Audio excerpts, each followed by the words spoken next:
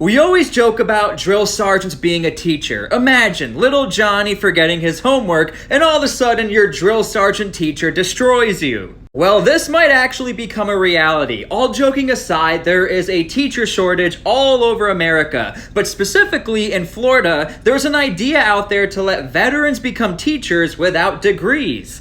Now, this is not actually that crazy. To the untrained eye, you're like, whoa, we can't just let people become teachers. Meanwhile, the National Guard has been holding it down throughout a ton of states. In New Mexico, you were literally allowed to be a substitute teacher. And we don't have bus drivers anywhere. Who do you think is taking care of that right now? The National Guard is filling a ton of slots to take kids to school. And little Johnny boy, if you're bad in the back of the bus, imagine getting off of that bus to your new teacher who was a former drill sergeant. Now, the teachers union in Florida is pissed off. You have to imagine, a lot of these teachers, they have master's degrees, and they put in a lot of time and work to become a teacher, and now all of a sudden, former drill sergeant whatever gets to step in one of their slots and become a teacher, but it's not that simple.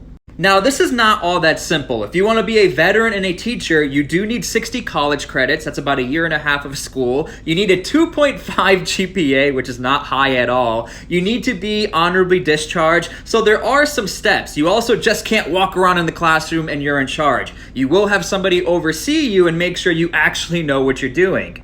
Now, this is a very tricky situation because if we're going to lower the standards for teachers just because they're veterans, who's to say they're not going to lower them all around? And that's what the teachers union is really pissed off about. So we're going to see what happens. Little Johnny, you better bring in your homework because you might be doing some push-ups. Now, you want my opinion. I'm not going to walk this line. I'm just going to say what I want to say. As somebody who does value education, I do have one degree, I'm working on another, and I always do continue to get some sort of education.